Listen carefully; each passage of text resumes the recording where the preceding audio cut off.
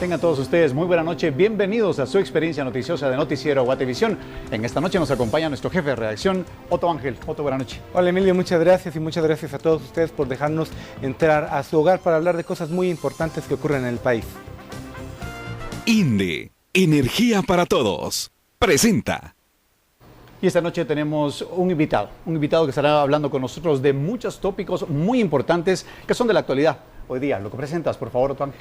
Con nosotros está Iván Velázquez, el comisionado de la Comisión Internacional contra la Impunidad en Guatemala, colombiano, jurista con 3 décadas de experiencia en Colombia y ahora embarcado en esta comisión con muchos temas que tenemos que discutir el día de hoy. Bienvenido, comisionado Velázquez. Muchas gracias, buenas noches. Comencemos hablando de lo que está pasando en estas semanas, en el tema de justicia que ha estado moviéndose tanto en la escena guatemalteca.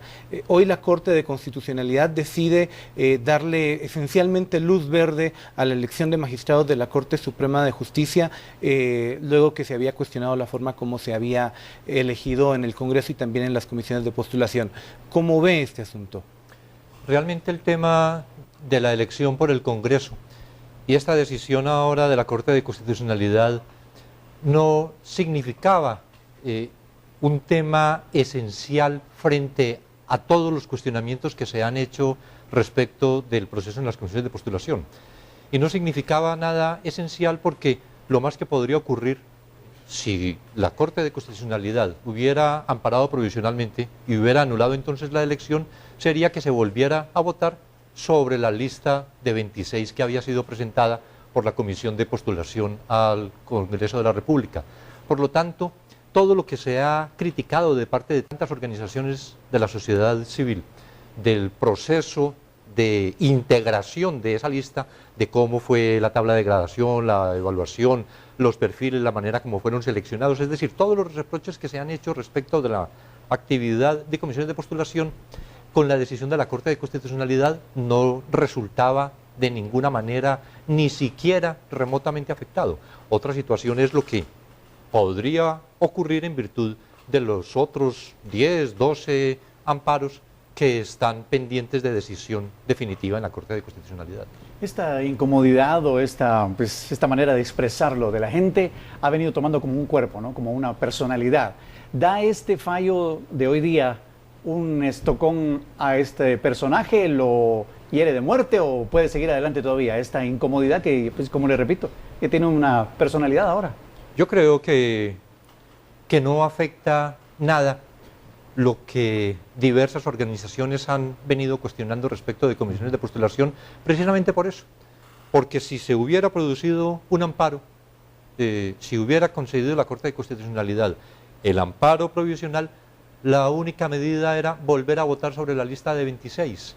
Pero todos los cuestionamientos que se han hecho permanecerían como permanecen actualmente. Las organizaciones sociales están cuestionando y cuestionando todavía severamente todo ese proceso, mucho más lo que ocurrió también en la Comisión de Salas de Apelación, porque de 126 magistrados que fueron seleccionados, que fueron elegidos en la noche de ayer y en la madrugada de hoy, según lo que hemos visto, solo cerca de 35 fueron reelegidos, pero los otros 91 son personas que no tienen una trayectoria en el organismo judicial, de manera que esos cuestionamientos de organizaciones de la sociedad civil todavía permanecen vigentes. Los cuestionamientos han sido, digamos, de alguna forma fuertes. CICIG lo que hizo esencialmente fue respaldar muchos de los que ya venían desde la presentación de las comisiones de postulación, pero la sensación que ha mandado quien decide, en este caso, que es el sistema político, el Congreso de la República, es que los cuestionamientos van a pasar de largo. ¿Eso plantea un panorama un tanto oscuro para la justicia guatemalteca, según CICIG? No precisamente por la acción del Congreso en sí misma, pues naturalmente el Congreso tiene que elegir de la lista que pasen las comisiones de postulación. Lo que yo creo que genera una situación realmente complicada para la justicia de Guatemala es que no se hubieran adoptado mecanismos muy concretos, precisos, certeros, para hacer vigente el artículo 113 de la Constitución, que es lo que se ha venido reclamando.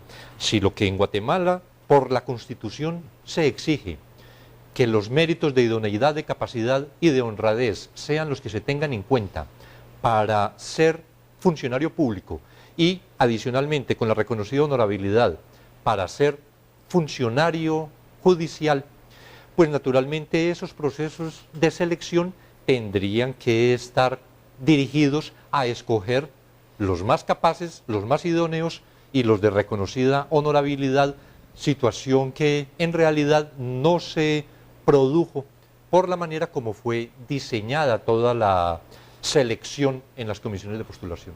Este proceso de seguir como va, ¿a qué nos llevaría? O sea, porque por el momento no se ve claramente dónde va a terminar todavía. Si va a como sigue, si esta planadora lo sigue llevando hacia donde va, a que sean elegidos y quede constituido como se dice está planeado, ¿qué pasaría? Pues hay dos escenarios. Que la Corte de Constitucionalidad declare con lugar alguno de los amparos propuestos, que afecta el proceso desde diversas etapas, depende cuál de los amparos, porque hay amparos que cuestionan desde la propia integración de las comisiones de postulación y hay otros amparos que tienen que ver con el perfil o con la tabla de gradación. Entonces, si la Corte de Constitucionalidad declarara con lugar alguno de los amparos, pues a lo que conduciría es a que se rehiciera el proceso corrigiendo los vicios que la Corte de Constitucionalidad encontrara. Pero la otra circunstancia, el otro escenario, es que la Corte de Constitucionalidad declare sin lugar los amparos y entonces el 13 de octubre se posesionarán los magistrados.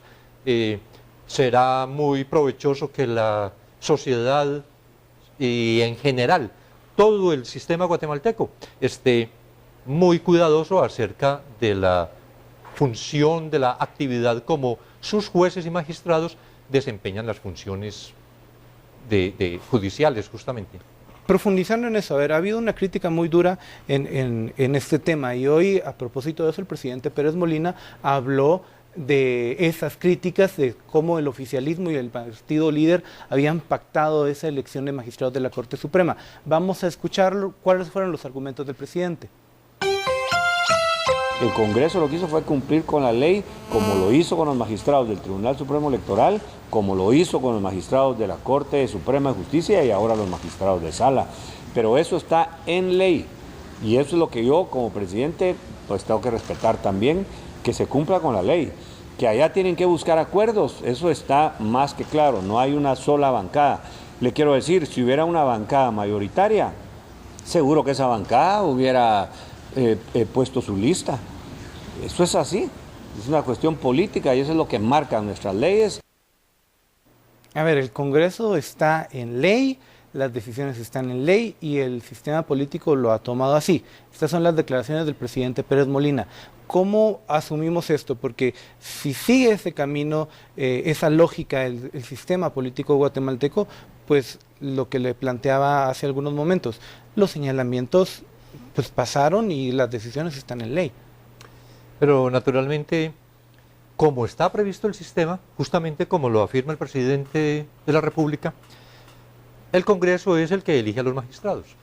El Congreso está integrado por diputados. Los diputados son políticos.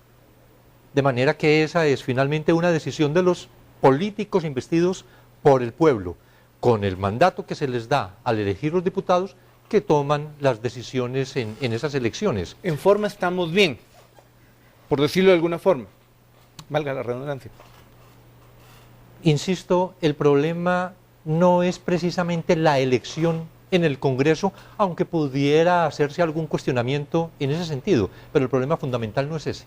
Lo que se necesita es que un proceso de esta naturaleza presente una lista de los 26 mejores juristas que tiene Guatemala para ser elegidos magistrados de la Corte Suprema de Justicia y de los 252 mejores juristas que tiene Guatemala para ser elegidos magistrados de sala de apelación.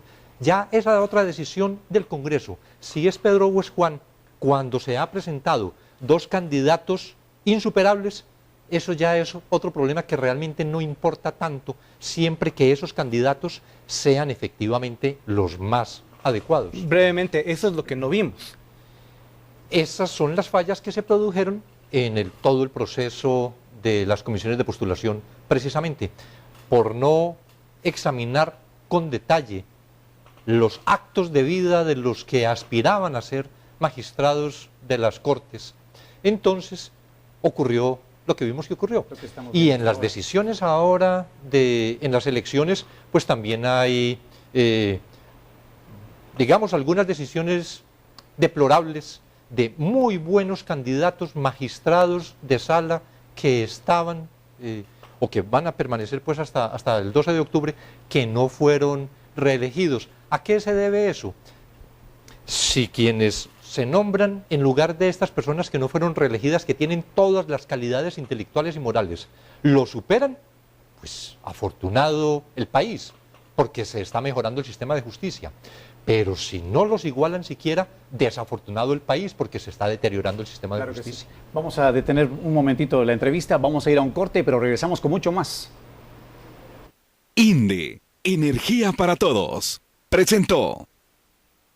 Y es que la Corte de Constitucionalidad denegó un amparo, deja firme más bien integración de la Corte Suprema de Justicia, y le tendremos mucha más información cuando volvamos. Gracias por continuar con nosotros. Seguimos con esta entrevista.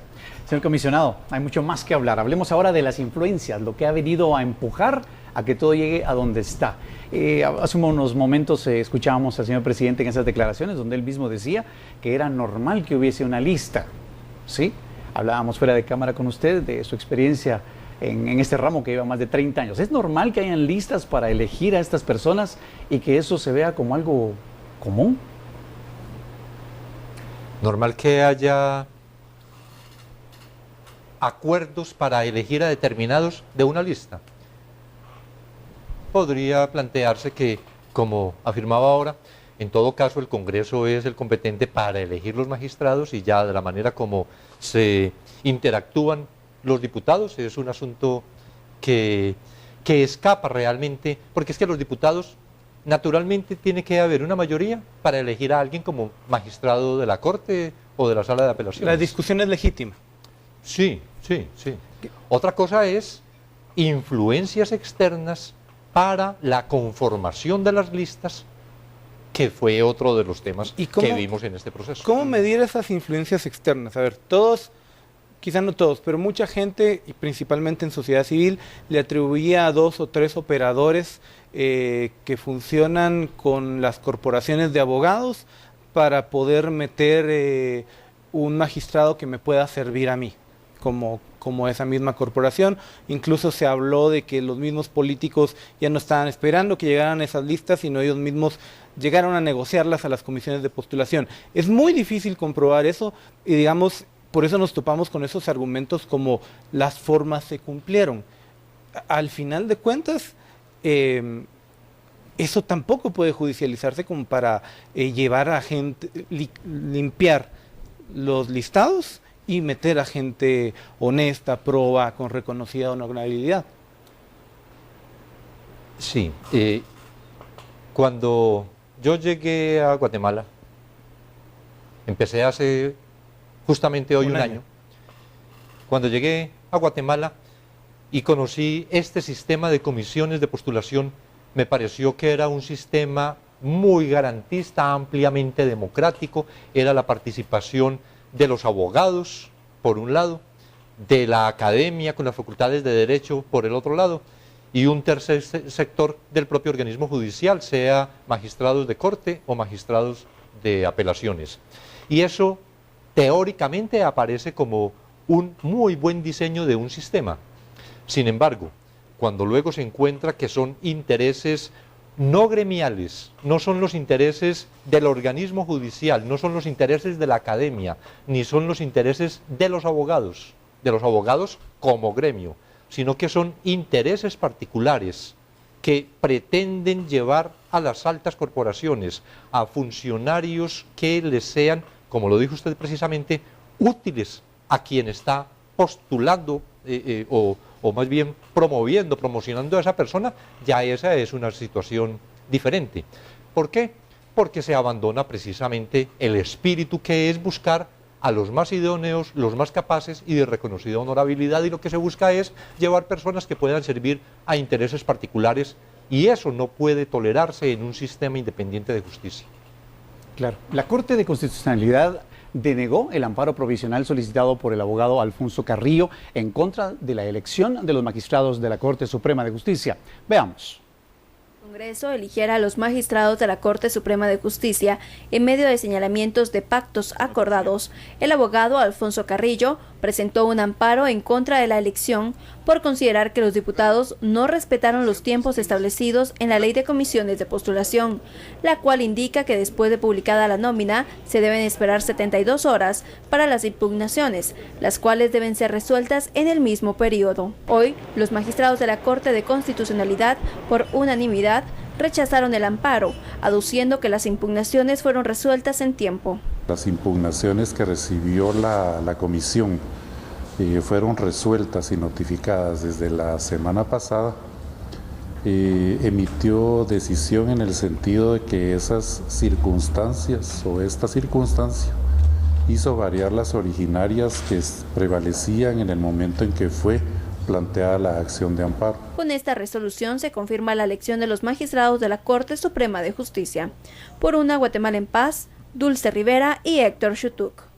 Y ante lo resuelto por la Corte de Constitucionalidad, grupos de sociedad civil indican que mañana, en una audiencia pública, manifestarán su rechazo ante la decisión y señalan que aún hay recursos por emplear y resolver en contra de los procesos de postulación.